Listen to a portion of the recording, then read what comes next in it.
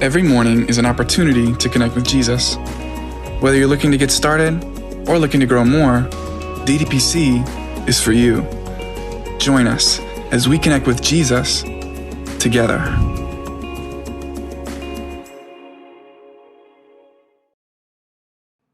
Good morning and welcome, Daily Devotions with Pastor Chris, DDPC crew and family. Good to have all of you guys on this morning as we are starting yet another day. This is what they call it, Hump Day. We are into Wednesday of this week, and it's a good day. So, hey, good morning, Deb, Click, and Joe, and Chicky, and Rocco Baldino, and John. Man, right off the bat, we've got Vermont in the house. We've got South Carolina in the house.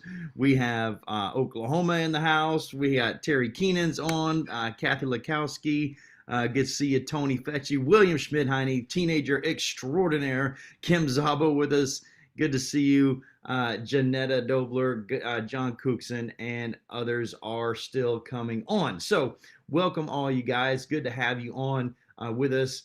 So happy that you are part of this stream every single morning. So hopefully the stream is a little stronger today. We tried to do a little bit of troubleshooting yesterday. So we're going to give just a second and let the feeds populate.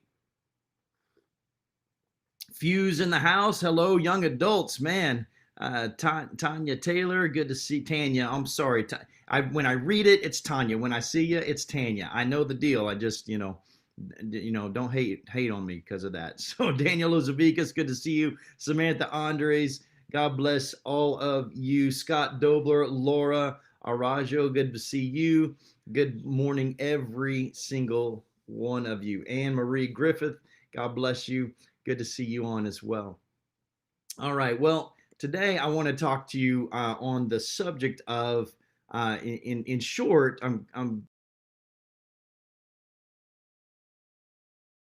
I've entitled this integrity, and we could talk along. Hey, Harley, good to see you, Aunt Cindy. Nice to have you on again. But my favorite Old Testament character is well, I have a couple of them.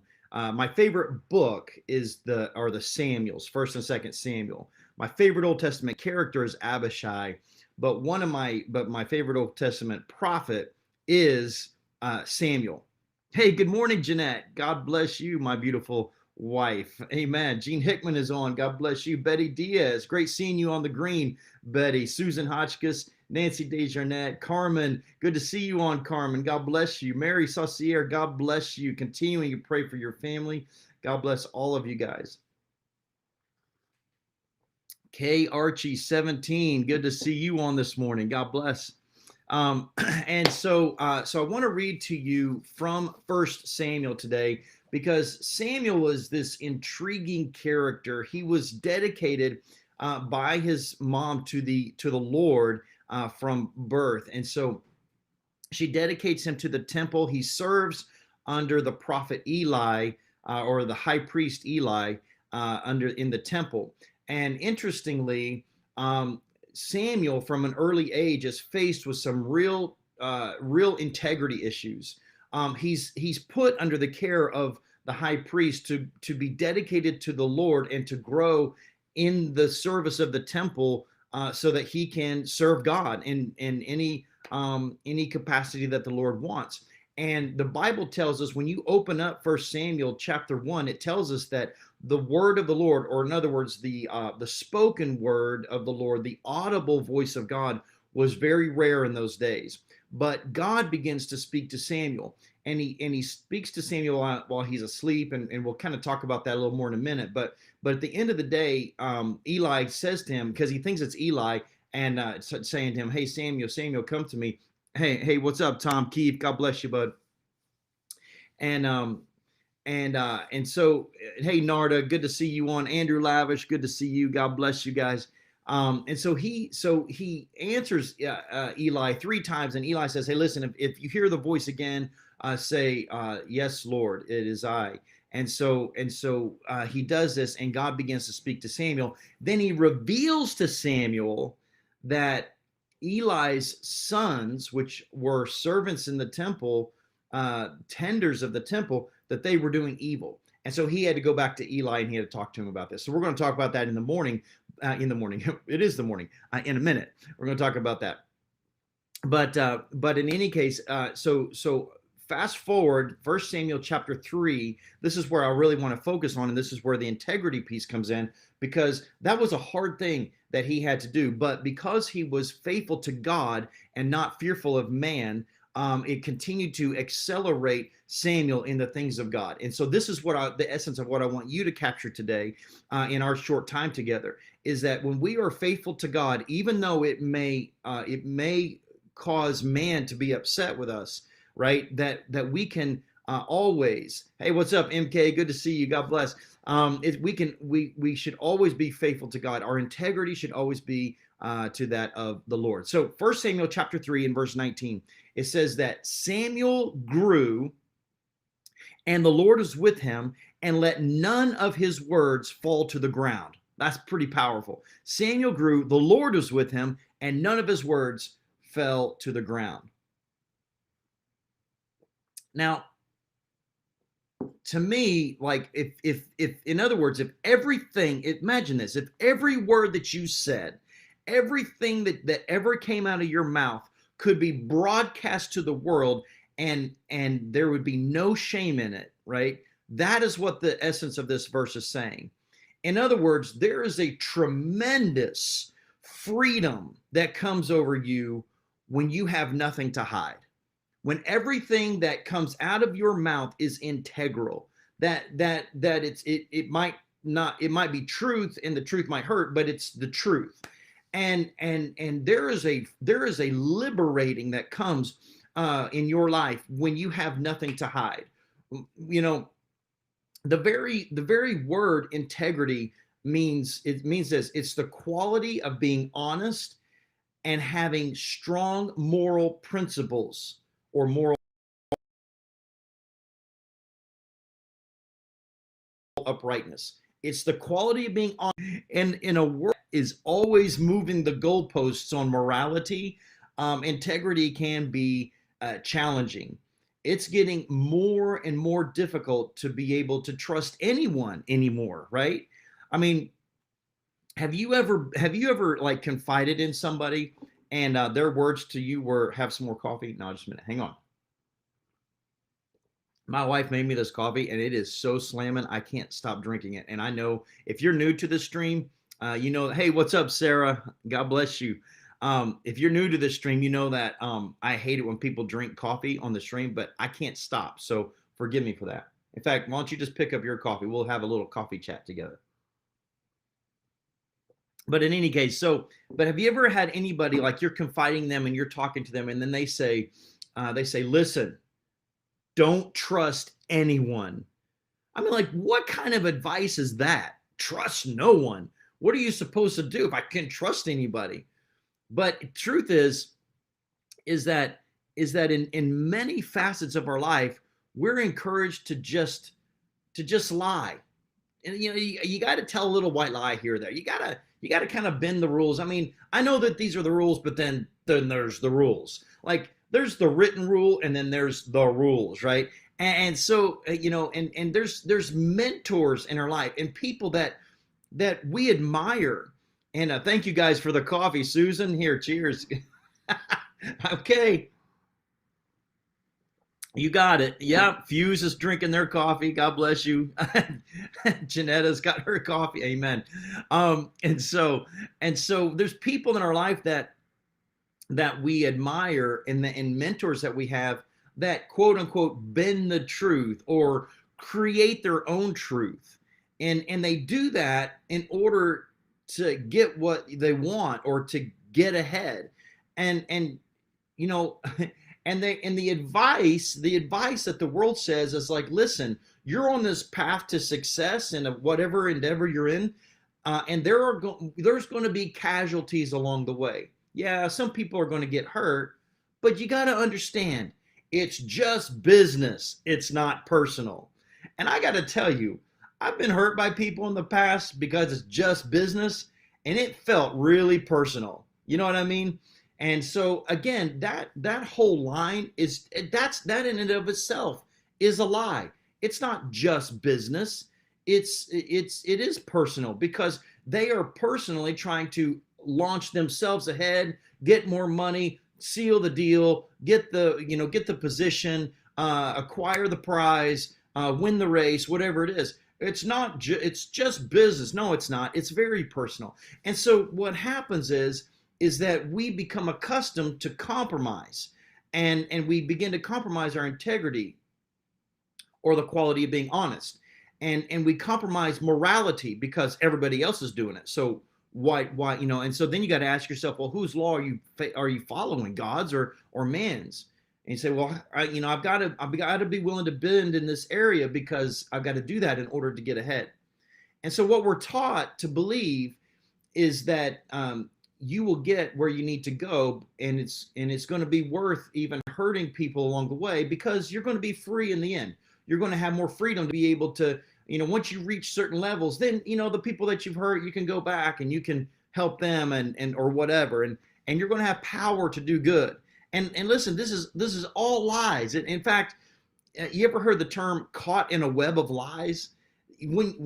When you begin to believe these lies, it is like a web. You're caught in it. You can't get out of it.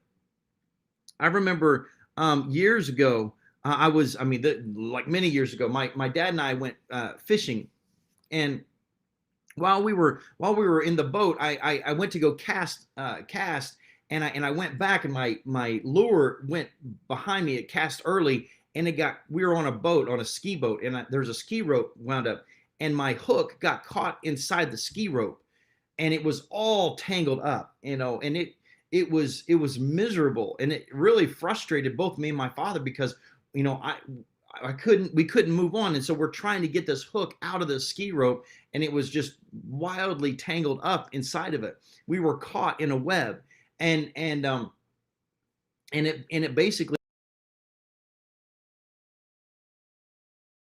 ruined our morning of fishing. And it's not like you can leave a ski rope, because when you go skiing later, somebody's going to get cut, right?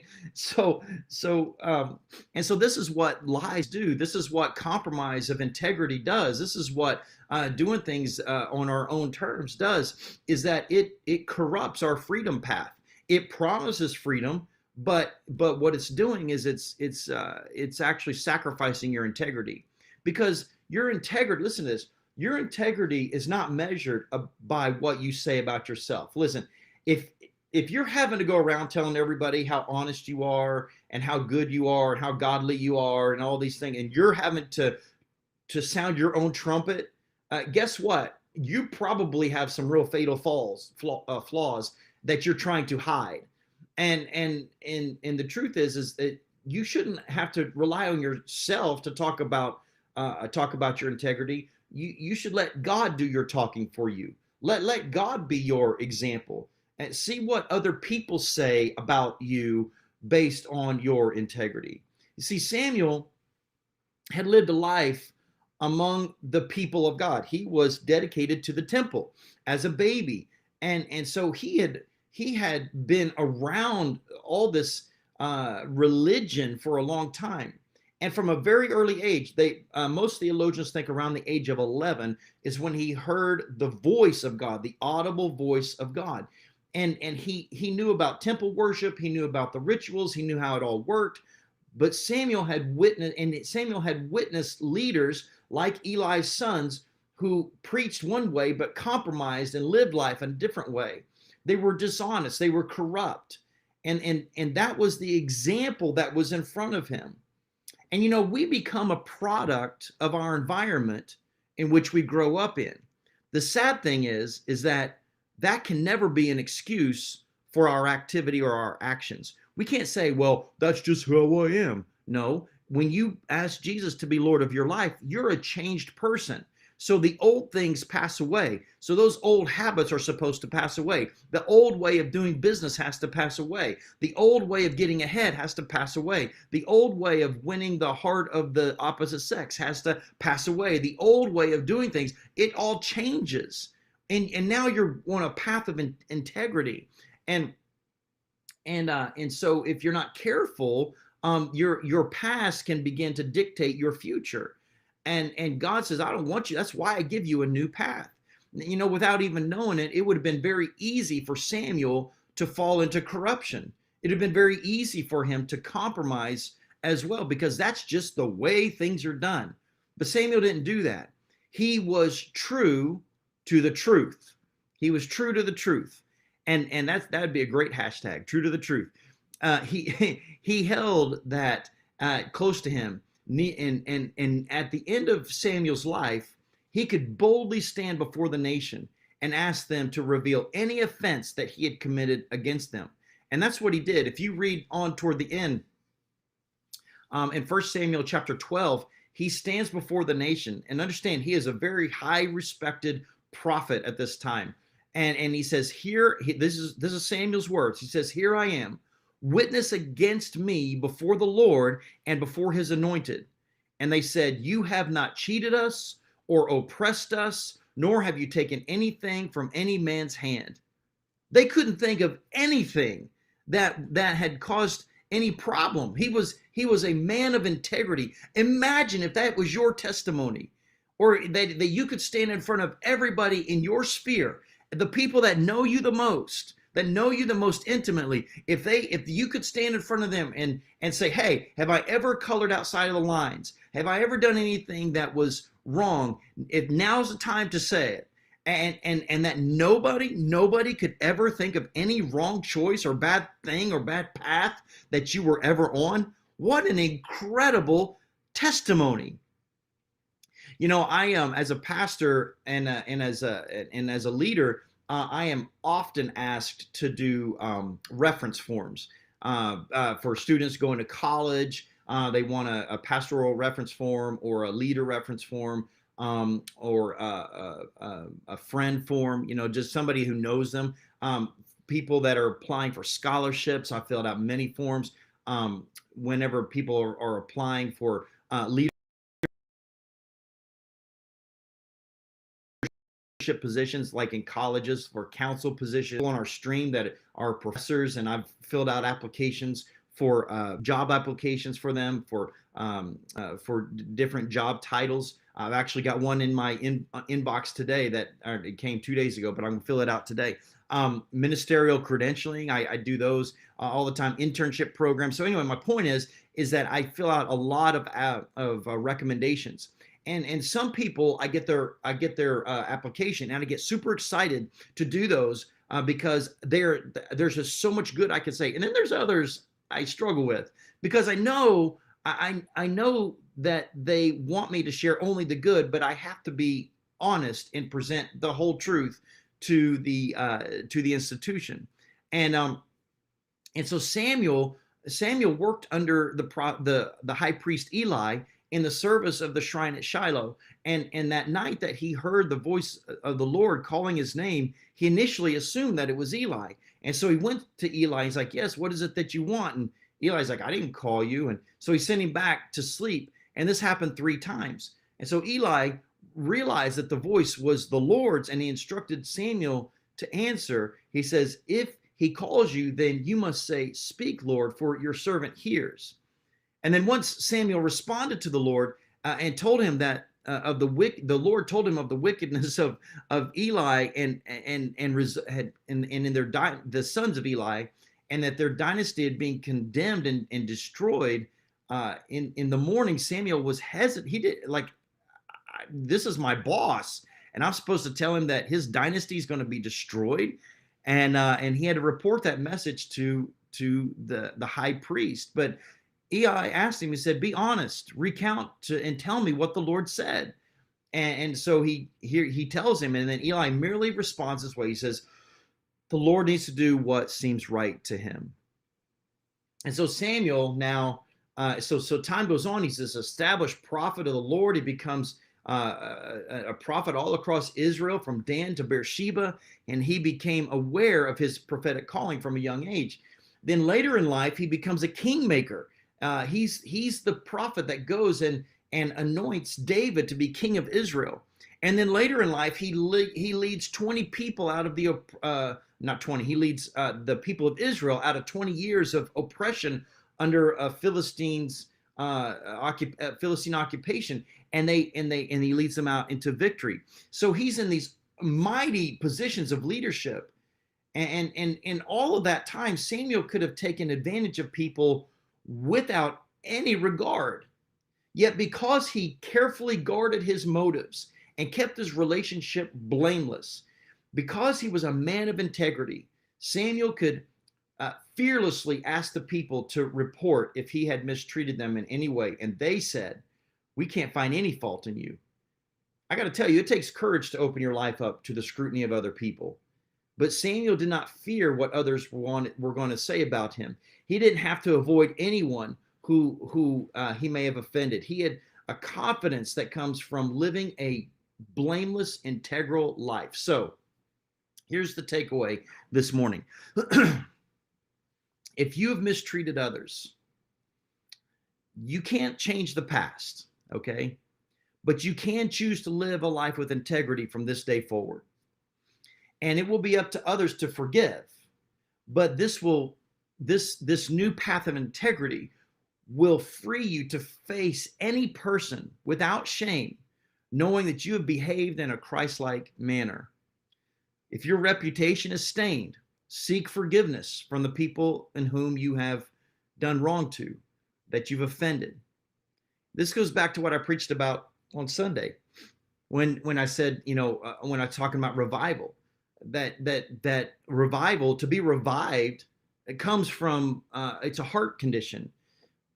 And if you want to be revived, you've got to humble your heart. Let me tell you, asking for forgiveness and seeking forgiveness from others, that takes a tremendous amount of humility and repentance, turning away from anything that's offensive, anything inside of you that was sinful activity, and you want to run away from that and go the other direction. And it takes hunger. You got to be determined that you're going to chase after God, because it's not always easy. But if he's your sole focus, then it becomes very simple. But simple isn't always easy. So just ask God to guide you in your daily life so that you have no regrets about your devotion to him and about your treatment of others. Live a life that other people are happy to celebrate. And that's a life of integrity. So that's what I got for you today. That's a big one. I hope that you take it to heart and that you really seek God about integrity, and that when you're challenged this week, maybe even today, with compromise, that you choose the path of Christ. And so listen, guys, that's what I have for you. I pray that you're blessed. I pray that today is a very, very successful day for all of you. May God bless you and keep you healthy and strong and safe. I love you all, and I will see you tomorrow. God bless you.